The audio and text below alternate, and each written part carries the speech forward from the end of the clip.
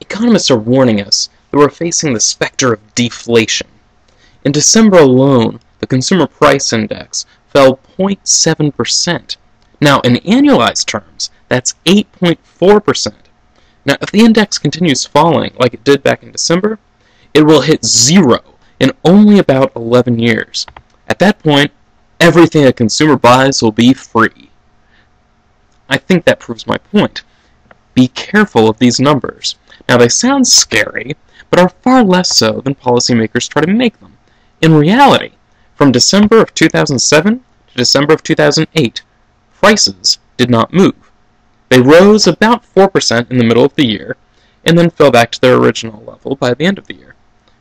End result, prices barely moved at all.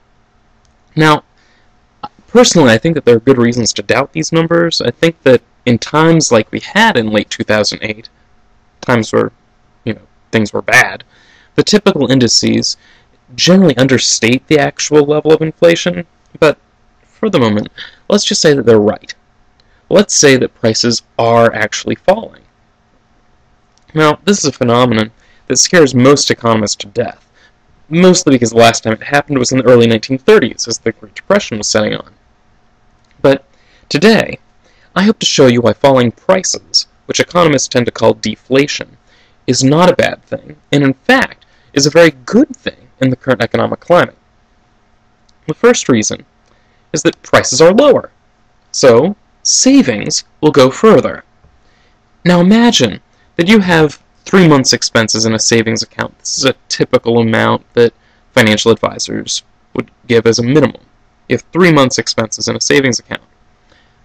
But then, suddenly, prices for all the stuff you buy fall by 50%.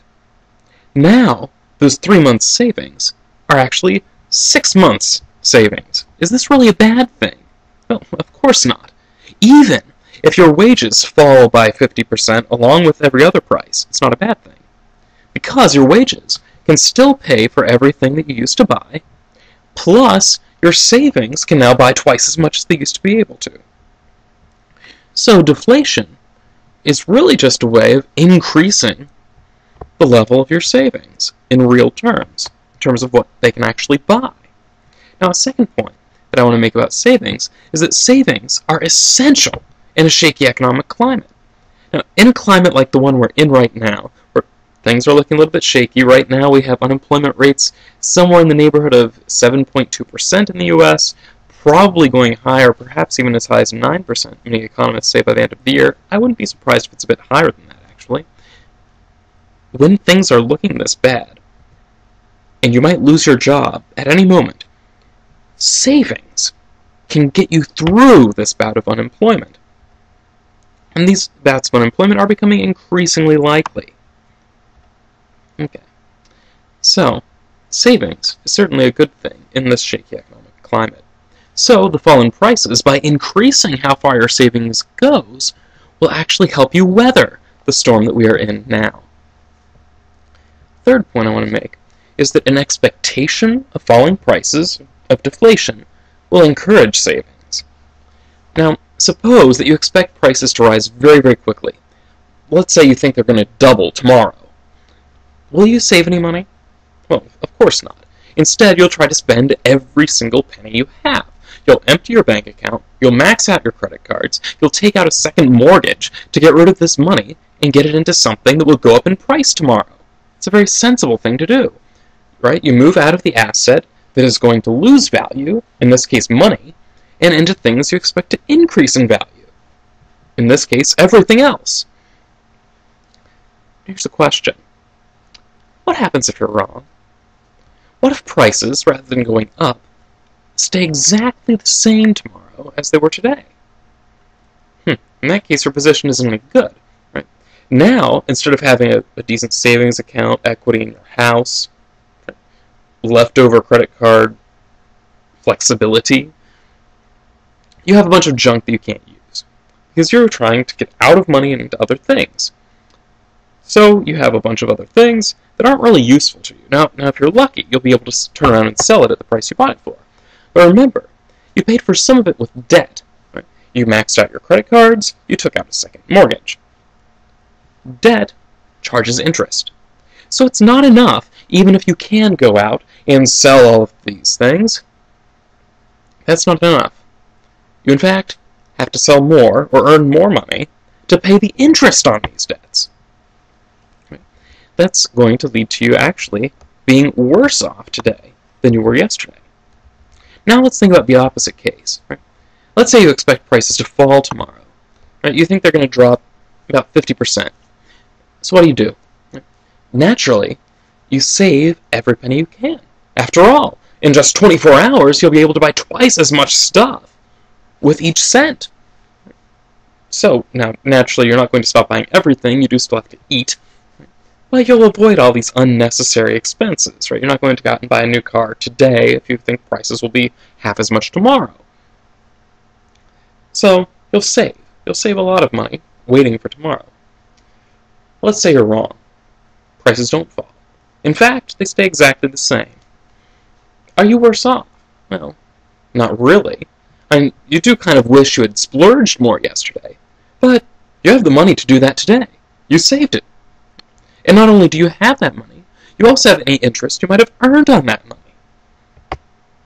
Right? Because this money, most of it, is probably not in your mattress. It's in a bank, earning interest in a savings account. So you not only have that money that you saved, you also have the interest that you earned on it. So, expected deflation encourages savings, and savings puts the economy on a far firmer footing than debt does. After all, with debt, you get charged interest. With savings, you earn interest. Now, in short, deflation is a good thing, because it encourages savings. Savings is central to any household's financial security, and financial security is very important in times like these, and those savings can go further when deflation occurs. Now, there are some economists, Paul Krugman probably being the most famous at the moment, who decries the evils of savings. Right? He claims things like having increased savings means that people are decreasing consumption. If we're decreasing consumption, that means we're going to decrease production. If we're not producing as much, we can fire and lay off a bunch of people, and that means incomes will fall. Now, the problem here is that those who hold this view fail to recognize that savings goes somewhere. Right? That is, savings will flow into credit markets, into equity markets, and make it much easier and cheaper for businesses to get funding. If businesses have an easier time getting funding, then they're going to invest more. Even if they expect prices to be a little bit lower than they were today, they'll see that their costs are also lower. So production is still profitable. Production doesn't have to fall. Instead, it'll just shift from producing things that are more consumer-oriented to things that are more producer-oriented. Now, since production doesn't actually fall, employment doesn't have to fall, income doesn't have to fall. In short, savings is not a public evil. It's actually public good. And even more so when we hear about businesses failing because they're unable to make payroll. These businesses aren't failing because they have a lack of demand for the product. They're producing perfectly good things that people want to buy. They're failing because they're having hard times getting funding. If we save, we can provide that funding and save these profitable employers. Savings is a public good. So it's for these reasons that deflation can actually be a very good thing.